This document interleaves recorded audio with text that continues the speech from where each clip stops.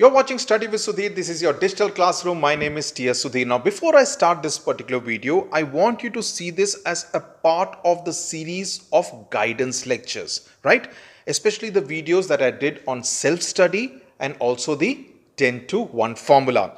Now, this is like a web series of sorts, all working towards making each one of you an academic achiever. Now, let me also quickly address a couple of points that I received in by way of comments and feedback that I got. Someone wrote that I have my class starting at 7:30 in the morning. Someone said I have my class starting at 8 o'clock in the morning. And therefore, can I actually study from 10 p.m. to 1 a.m.? Now, please remember one thing. What was the operative word that I said? The operative word I said was the time when there is no distraction at home. Now, I assumed, like it happens in most households, that the time when there is absolutely zero distraction is between 10 p.m. to 1 a.m. when everyone would have retired for the day. Now, if you feel that 5 p.m. to 8 p.m. in the evening is a good time when there is no distraction at home, please make these the 3 hours for you to count. Absolutely okay with me. If you still think that morning 4 a.m. to 7 a.m. is a good time for you to do and you can get up at 4 a.m. every single day, not like 3 days and then say I can't get up. No, every single day and make that as part of your regular schedule, please go ahead with it. The idea is to study with zero distraction, with your energies completely focused on the task at hand. Okay. The remaining, if you are not able to complete the 8 hour of sleep schedule, you can always make up with a quick afternoon nap. So please remember that when I make videos, obviously I can't make videos specifically for 1,40,000 students, right? The subscribers on Study with Sudhir. Each one of you will need to tweak it accordingly, according to what your specific needs and requirements are, right? Someone wrote that she sleeps at 9 p.m. And therefore possibly can't follow this particular schedule. What do I say? Sweet dreams, right? So now let me come to today's video. Okay. And this is about you taking charge of you. Okay. And I call this the video where you need to be the chief executive officer for yourself. Be your own CEO. And I'll explain why. Because these are basically management mantras. These are not things which you would find in a classroom lecture given at your school.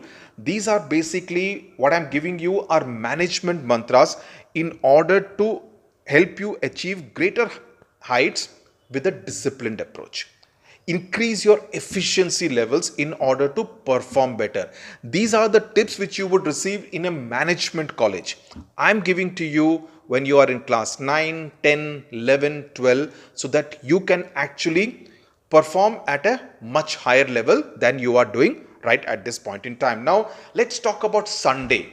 Now, Sunday is the day associated with relaxation, maybe a family get together, movies, games, etc., etc. Not going out so much these days, right? But apart from that, if you're serious about your academics, I want you to do just one thing. And this is important because it involves planning, a planning process. All I want you to do, apart from the other schedule that I have made for you, and if you're following it, I want you to take out 30 minutes out of the entire 24 hours on that Sunday. 30 minutes every Sunday. And take a look. The first 10 minutes of those 30 minutes, you need to take a look at what did you do in the past 6 days. How were the 6 days for you academically, from an academic point of view? How productive were you? When I say productive, in the sense that if you had set some targets, did you achieve those targets efficiently? If you said that I need to do this particular circulatory system in biology, and if you just skim the surface without actually registering anything, that's not being productive. When I say productive, whether you understood what you set out to understand. Did you reach your goals? If yes, were you happy with the quality of learning, or did you just meet the targets? There is a difference, and I hope you understand. Meeting the targets and meeting your goals in an efficient way are two entirely different things. And do you remember and understand every concept that you studied? Then you need to look at, if not, if yes, fine, good enough. But if not, why? What did not work? Why did it not work? Did you follow the schedule properly? Identify the problem areas. Were you not able to concentrate during those 3 hours? What really went wrong? You need to identify the problem areas. And this process should take about 10 minutes out of that half an hour that I'm asking you to devote to this post-mortem exercise. And when I say this 10 minutes that you should devote to this, you should have a very clinical approach. Just like a doctor analyzes your problems. What will he ask you? What will he or she ask you? How many days have you been having this fever? Are you kind of having any breathing trouble? Did you check your BP? Did you take any self-medication? Did you do any self-medication? Did you take any tablets on your own? He will ask you all these questions so that he understands your physiology, what went wrong with you, right? The same you need to do, have a very clinical approach. And this is a process where you're asking the questions, you're also providing the answers, right? So this is the process of review that every CEO in you should undertake, and you should also provide the answers because you are both the CEO as well as the employee in this case. The second part is the corrective approach. Okay, the corrective approach that you need to undertake. The next 10 minutes, it could be, it's quite possible that you feel very hungry between 10 p.m. to 1 a.m. if you follow that schedule, or early, if you are an early morning bird and you get up in the morning between 4 a.m. and 7 a.m. and study, you may be feeling hungry around 5:30 a.m. and there is nobody to make an energy drink or coffee or tea for you. So you need to coordinate with your mom or dad in order to meet those requirements. It's quite possible that some friend invariably calls you around 10:30 p.m. when you are studying, when you're just about got into the mood to study, and he or she calls up and ends up speaking for the next half an hour, right? You need to ensure that you don't take calls. Simple and straight. It may annoy that particular friend, but you need to do that in your own self-interest. You return the call the next morning, right? Point number 3. It could be that you are unable to focus. In that case, you need to meditate for some time in the day. Tell yourself that you are doing this for yourself, something which I keep saying and I cannot emphasize it more. You need to tell yourself that you have a vested interest in doing this. You have your own selfish interest in motivating yourself towards your goals. Talk to yourself, scold yourself in order to get back to what you need to do. It's quite possible that you feel bored of whatever you're studying in the night. If you are bored of, say, a subject like, say, chemistry, change it. Start doing a language, for instance. If you're bored of language, try doing mathematics. You could change the subject. You have a choice of subjects. If you don't feel interested enough, some students say that I would much rather prefer to spend the entire 3 hours doing mathematics or physics or English. Absolutely fine. Do what works for you, which is why I did not give a timetable that 10 to 11 you need to do maths, 11 to 12 you need to do English, 12 to 1 you need to do physics. No, I am not saying that. You decide your own timetable because no two children, no two students are the same. What works for Sanjay may not work for Sudhir, right? So it depends entirely on you. What works best for you? So if you are feeling that you are bored of a particular subject, change the subject, right? If you have fixed that 12 to 1 I'm going to study geography and you don't feel like studying geography and you want to continue with your biology lesson, by all means do that and ensure that you give time to geography the next day, maybe an extra half an hour, right? If you are putting things regularly on to the next day, ensure that you give yourself a red mark. Show yourself a red card or a yellow card like the way they do in soccer, right?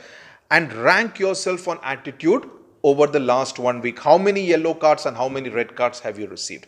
That also has to be done in this second 10-minute schedule out of that half an hour. The last 10 minutes are very critical. Having done these first 20 minutes, 10 plus 10, what you do in the last 10 minutes are very, very critical because that's what I call the forward planning time, what you will do over the next 6 days, right? Is there any carry forward that you have not finished the previous week, which you need to finish this week? There would be, there should be, and there is absolutely no problem. You don't have to kind of penalize yourself or feel guilty about not having covered a particular portion in the previous week. It will happen. We are all humans. Sometimes we are not able to finish the task given to us. So ensure that you do that the first 2 days of the coming week, right? Over a period of time, once you get used to this kind of a schedule, your attempt should be to keep this carry forward tasks to the minimum, right?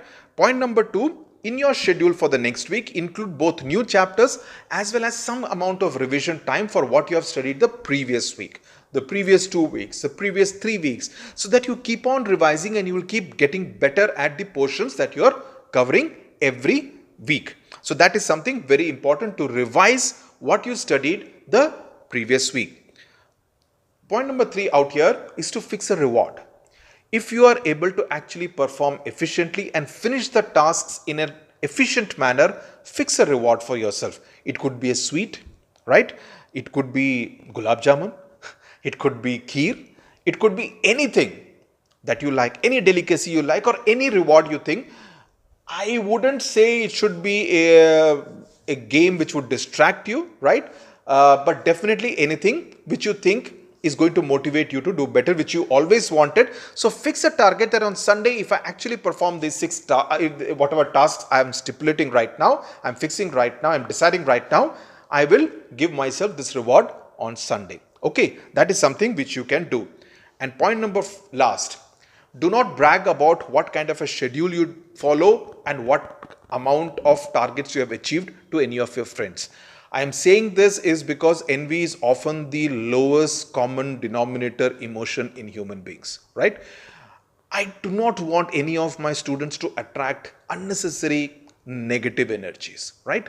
अरे तूने तो इतना कर लिया, तू तो topper बनेगा. You don't really need those comments. Keep a low profile, stay grounded, just do your own tasks quietly without attracting any attention to yourself, right? So this is what you need to do for a half hour every Sunday, 10 plus 10 plus 10, and trust me, this will go a long way in order to make you do your academic stuff in a more efficient manner.